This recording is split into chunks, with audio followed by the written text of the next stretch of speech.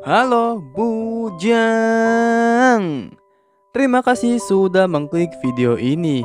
Dan selamat datang di channel Uzumaki Film. Channelnya jomblo friendly banget.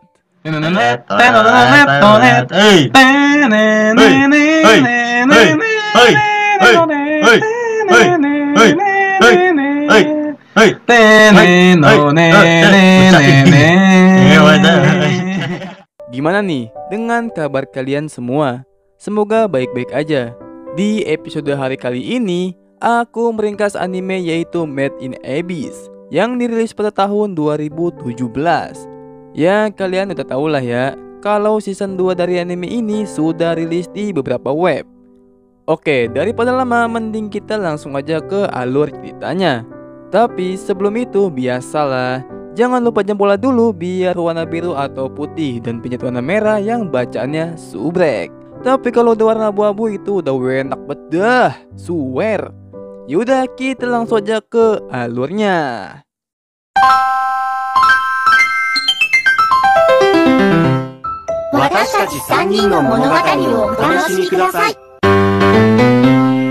Di awal scan, kita diperlihatkan kedua anak kecil yang sedang mencari artefak. Seorang ciwi yang bernama Riko berniat untuk mencari artefak yang langka agar mendapatkan nilai tinggi dari peluit merah. Saat itu Nat bertanya tentang kompas bintang yang dia temukan. Riko yang mendengar itu menjawab kalau kompas itu bisa membimbing menuju kebenaran tentang Abyss. Sesampainya di tempat, Riko pun terus menggali dan mencari beberapa artefak yang ada di goa. Saat itu Riko mengangkat batu, ia pun terkejut ada tengkorak di bawah batu itu. Sesudahnya Riko mencari artefak, ia pun ingin menemui Nat. Akan tetapi saat dalam perjalanan, Riko tidak sengaja bertemu dengan monster lapisan bawah Abyss. Riko saat itu sangat terkejut karena sebelumnya monster itu hanya ada di lapisan bawah saja. Lalu Riko pun melihat Nat sedang tersungkur di depan goa. Riko yang melihat Nat ingin dimakan sama tuh monster, ia pun langsung membunyikan peluitnya agar pandangan monster itu teralihkan. Setelah itu monster tersebut langsung menghampiri Riko dan menyerangnya. Sampai-sampai Riko terhempas dan terjatuh dari tebing. Lalu Riko pun terus berlari untuk menghindari monster itu sampai-sampai akses jalan yang ia lalui buntu. Riko yang udah terjebak dan ingin dimakan, ia pun teriak meminta tolong. Dan tidak diduga-duga ada tembakan api yang menyerang ke arah monster tersebut. Setelah kejadian itu, Riko mencari asal tembakan api tersebut. Sesampainya di tempat, ia melihat ada seseorang tersungkur di bawah tebing. Kemudian Riko pun menghampirinya dan ternyata orang itu bukanlah manusia. Riko pun sangat senang dengan penemuannya. Lalu Riko pun langsung membawanya. Sesampainya Riko dan Nat di desa, ia pun terkejut dengan kedatangannya temannya yang bernama Shigi. Karena Riko tidak ingin robot yang ia temukan diketahui oleh siapapun. Dan Riko berniat untuk tidak memberikan robot itu ke pengepul artefak. Kemudian sesampainya mereka bertiga sampai di tempat pengepul artefak, Riko pun mencari cara untuk menghindarinya. Singkat cerita aja, mereka bertiga berhasil melewati pengepul tersebut. Keesokan harinya, Riko menghadiri perkumpulan dari beberapa orang pencari artefak pemula. Saat itu, seorang leader menjelaskan tentang kinerja kemarin yang sangat bagus dan akan ditugaskan lagi di lapisan 100 meter. Lalu tiba-tiba aja seorang pengepul di luar gerbang kemarin datang untuk menjelaskan sesuatu, yang dimana mereka yang mengambil artefak tanpa izin akan terkena hukuman. Riko yang mendengar itu terkejut karena ia merasa suka mengambil artefak tanpa izin. Setelah itu Riko dipanggil oleh leadernya untuk menjelaskan kejadian kemarin yang diserang oleh monster perut merah. Riko pun disitu menjelaskan gimana cara ia menyelamatkan Nat yang ingin dimakan oleh monster itu. Akan tetapi di sini Riko pengen keceplosan tentang seseorang yang menyelamatkan mereka berdua. Tetapi di sini leadernya menghiraukan cerita yang disampaikan oleh Riko. Soalnya mau berapapun kedalaman 100 meter termasuk area aman, tapi tidak ada yang tahu bahaya yang akan dinanti. Setelah itu Riko meminta leadernya untuk ditugaskan ke tempat yang paling dalam. Leader yang mendengar itu menolaknya dan menyuruh Riko untuk mengasah kemampuannya agar bisa menjelajah gua lebih efisien. Singkat aja, malam pun tiba, yang dimana para teman Riko berkumpul untuk menghidupkan robot yang Riko temukan. Lalu setelah robot itu bangun, ia pun mulai kebingungan dengan suasananya. Rico pun menjelaskan kalau ia berada di panti asuhan Balak Hero. Saat itu Rico menanyakan siapa namanya. Akan tetapi robot ini sepertinya kehilangan ingatannya, membuat ia tidak tahu siapa dirinya. Rico yang asik ngobrol sama tuh robot, tiba-tiba aja temannya memberitahu ke Rico kalau lampu semua asrama mati. Kemudian leader pun datang dan mulai mengecek ruangan Rico. Leader pun saat itu hanya menemukan benda yang dibuat oleh Shiggy. Setelah itu, seperti biasa, Rico harus menerima hukuman dan menulis surat permohonan maaf. Kemudian setelah Rico dibawa oleh leadernya, robot itu turun dari tempat persembunyiannya, yang dimana ia terus mengingat siapa dirinya sebenarnya. Lalu saat itu Rico kembali ke kamarnya lagi, yang dimana Rico kabur saat Shiggy dan yang lainnya tertangkap. Leader pun saat itu mulai mencari Rico yang kabur. Akan tetapi si robot ini membantu Rico untuk keluar dari asrama. Oh iya, nama dari robot itu adalah Reg. Lanjut. Keesokan harinya, Rico bersama temannya membaca buku tentang pencarian artefak di lapisan bawah. Yang dimana semakin dalam menggali, dampak dari perjalanan pulang akan mempengaruhi fisik. Dari lapisan pertama, pusing ringan. Lapisan kedua, mual dan sakit kepala. Lapisan keempat, rasa sakit sekujur tubuh dan pendarahan. Dan yang terakhir, lapisan keenam, kehilangan sifat manusia, atau bisa dikatakan akan bisa menyebabkan meningsoy. Setelah membaca semua itu, mereka semua langsung membahas Reg, yang kemungkinan Reg ini adalah artefak yang sangat langka. Lalu mereka semua berniat untuk menyembunyikan keberadaannya, karena jika ketahuan ia bakal mengambil Reg dan keberadaannya akan disembunyikan. Yang lebih dikhawatirkan lagi, kelas biasa dan pekerjaan mereka besok akan dimulai. Keesokannya Reg pun bertemu dengan leader yang kemarin untuk mendaftarkan dirinya. Lalu Reg pun berhasil diterima untuk menjelajah. Rico dan temannya yang mendengar itu ikut bahagia. Setelah itu hari-hari pun berlanjut yang dimana Reg mulai membiasakan dirinya di lingkungan baru. Time skip aja, 2 bulan sudah dilalui oleh Reg, yang dimana setiap hari ia terus membantu di asrama dan akhirnya ia sudah mendapatkan izin untuk pergi jelajah di lapisan 100 meter bersama Rico. Kemudian saat Reg sedang bersama bocil yang bernama Kiwi, Rico pun datang untuk mengajak Reg melihat seseorang peluit putih. Sesampainya mereka di tempat, Rico pun melihat barang yang dipegang oleh orang yang bernama Habo, dan ternyata itu adalah peluit putih.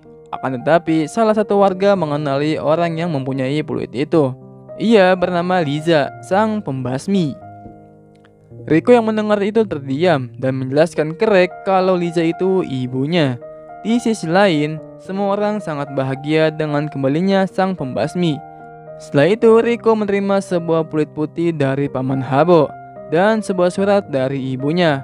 Akan tetapi surat itu belum diberikan ke Rico karena butuh waktu untuk Rico membacanya. Lalu saat Rico sedang sendirian, tiba-tiba datang seorang leader, yang dimana leader itu murid dari ibunya Rico. Rico yang penasaran dengan ibunya, ia pun menanyakan itu ke leader, karena Rico ini sudah ditinggal ibunya sejak umur 2 tahun. Leader yang mendengar itu cerita kalau ibunya adalah peluit putih yang melegenda.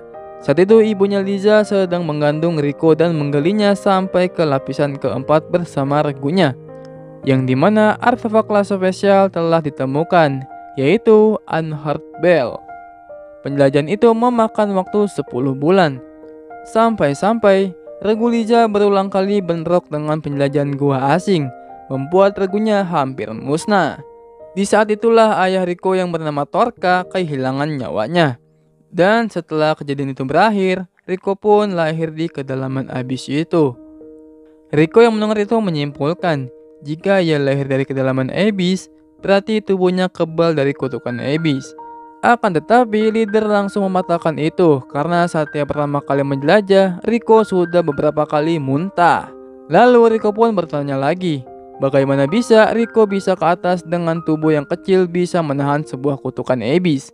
Leader yang mendengar itu menjelaskan kalau Liza membawa wadah penangkal kutukan, dan Liza menyerah mengambil artefak Unhurt Bell-nya. Sesampainya Liza di permukaan, Liza sangat menyesal karena tidak bisa melindungi matanya. Setelah mendengar itu, Rico pun sangat senang dengan cerita tentang ibunya dari leader.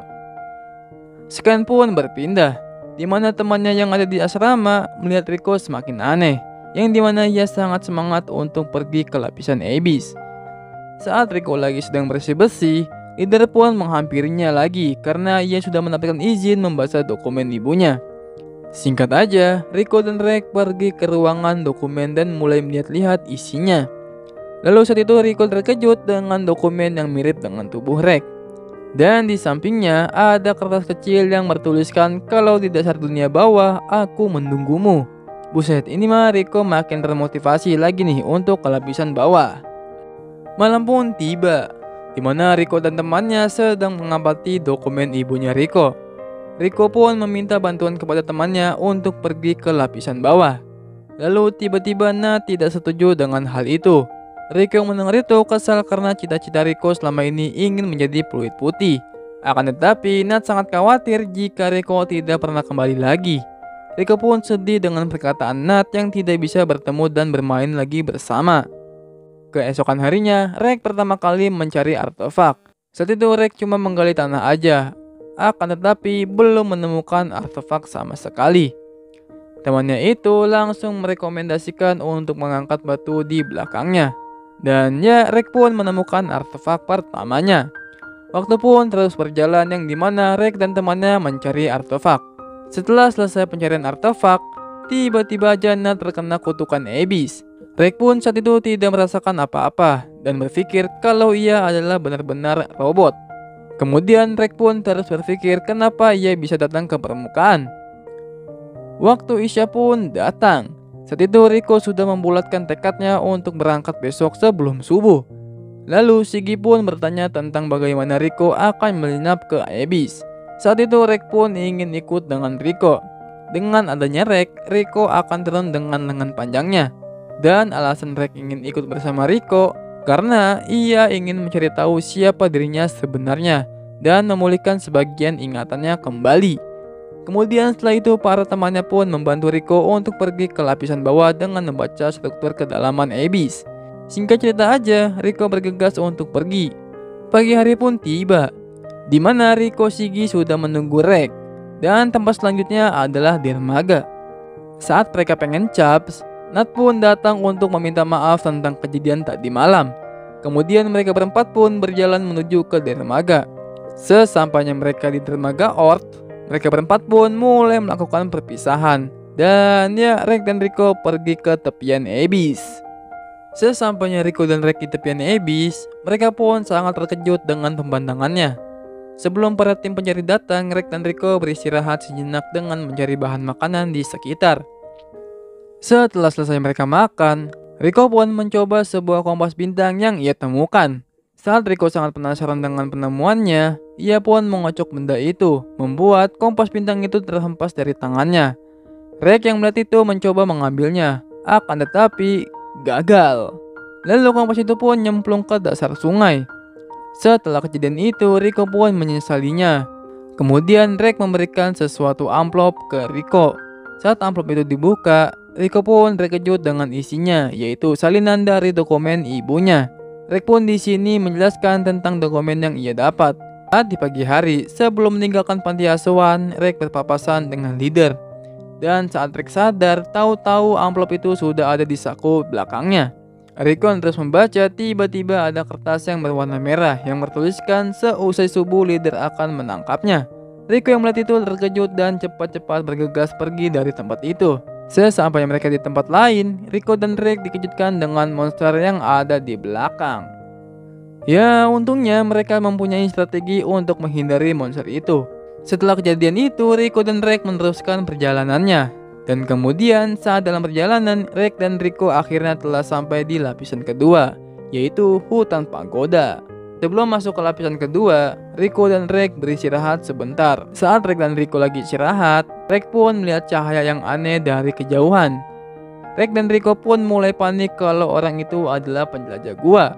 Kemudian mereka berdua pun pergi menjauh dari kejarannya. Ya, akhirnya mereka tidak bisa menghindari kejaran tersebut karena penjelajah gua itu lebih cepat. Lalu penjelajah gua itu kenal dengan putrinya Liza. Dan ternyata itu adalah paman Habo. Saat itu Habo sangat tertarik dengan Rek yang ternyata dia harta karun yang sangat langka. Riko pun saat itu penasaran apakah paman Habo ini ingin menangkapnya atau tidak. Paman Habo pun menjelaskan kalau ia tidak datang untuk menangkap Riko dan Rek, karena Nat dan Shiggy datang menemui untuk meminta tolong mengantarkan Riko dan Rek ke perkemahan penjelajah. Kemudian karena paman Habo ini tidak bisa ikut dengannya, Habo pun memberitahu untuk berhati-hati dengan peluit putih yang bernama Ozen, yang dimana setelah Riko lahir di kedalaman Abyss, Ozen lah yang membawa Riko ke permukaan dengan ibunya Riza. Dan ya, Habo pun memeluk mereka berdua dan mengatakan ke Rek untuk terus menjaga Riko. Lalu Riko dan Rek pun pergi ke lapisan kedua. Sesampainya Rek dan Riko di lapisan kedua, mereka pun melihat monster yang berterbangan. Kanjut. Setelah itu mereka berdua menelusuri hutan Abyss yang ditumbuhi oleh pohon Amagiri. Saat mereka sedang berbagi cerita, tiba-tiba Rek mendengar seorang meminta tolong. Lalu Rek pun bergegas menemui asal suara itu. Akan tetapi Rek dan Riko terkejut dengan suara itu berasal dari monster burung yang sedang memakan seseorang penjelajah gua. Rek yang melihat itu ingin menyelamatkannya. Akan tetapi Riko pun menyuruh Rek untuk tidak melakukannya, karena burung itu disebut jeritan mayat. Kenapa disebut jeritan mayat? Karena burung itu meniru suara meminta tolong dari mangsanya untuk memancing ke koloni mereka. Kemudian Riko menyadari ada burung mayat yang akan mendekati ke Rek. Di sini Rek selamat. Akan tetapi Riko berhasil dibawa oleh burung itu. Rek yang melihat itu langsung ingin menyelamatkan Riko, tetapi burung itu membawa koloninya, membuat Rek berpikir keras untuk menyelamatkannya. Rek yang kebingungan, ia pun sedikit mengingat ingatannya, membuat Rek memakai jurus andalannya, yaitu laser yang ada di tangannya. Singkat aja, dengan kerusakan yang amat besar, Riko pun berhasil diselamatkan. Setelah kejadian itu, Rek terkejut dengan kerusakan yang dibuat oleh lasernya. Kemudian Riko pun sadarkan diri dan berterima kasih karena dia sudah menyelamatkannya. Lalu Riko pun melihat bekas kejadian tadi, membuat Riko sangat senang dengan kekuatan yang dimilikinya. Dan Riko pun berniat membantu Rek melatih potensinya. Lalu tiba-tiba Rek jatuh pingsan. Ya, bayangin aja, udah ngeluarin banyak energi tetapi nggak ada efek sampingnya. Kayaknya terlalu OP gitu. Setelah itu Rek pun sudah sadarkan diri. Lalu mereka berdua beristirahat untuk mengisi energinya. Keesokan harinya mereka berdua bergegas lagi untuk sampai ke perkemahan penjelajah. Saat itu mereka berdua telah sampai di hutan terbalik dan suhunya tambah dingin. Rek di sini sangat peka terhadap seorang ciwi, yang dimana dia memberikan mantelnya ke Riko agar tidak kedinginan. Saat ingin melanjutkan perjalanan, tiba-tiba ada monster ibyo yang menghalangi mereka. Riko dan Rek pun bergegas untuk menghindari monster itu. Singkat aja, mereka berdua berhasil menghindari komplotan para monster ibyo. Di sisi lain, ada seseorang yang sedang memperhatikan Riko dan Rek dari kejauhan. Kita balik lagi ke Riko dan Rek, yang dimana mereka berdua sepertinya telah sampai di perkemahan penjelajah milik Ozen. Rek pun langsung memanjangkan lengannya untuk naik ke atas. Akan tetapi tiba-tiba ada seseorang yang datang yang ternyata dia adalah peluit putih yang bernama Ozen. Oke, sampai di sini dulu. Makasih banyak banget bagi kalian yang sudah nonton sampai habis. Sebelum itu, aku ingin ngasih tahu juga nih, kalau anime ini aku bagi jadi 2 part, karena durasi videonya yang lumayan banyak. Jadi jangan lupa untuk menunggu cerita lanjutannya nanti. Jangan lupa like kalau kalian suka, kalau nggak suka ya di dislike aja, nggak apa-apa. Dan subscribe channel ini kalau bisa nyalakan loncengnya, biar tahu kalau aku upload video baru. Plus makin semangat bikin kontennya. Sulululululululu. Aku admin kedua mengundurkan diri. Sampai jumpa di next video dan sayonara. Bujang.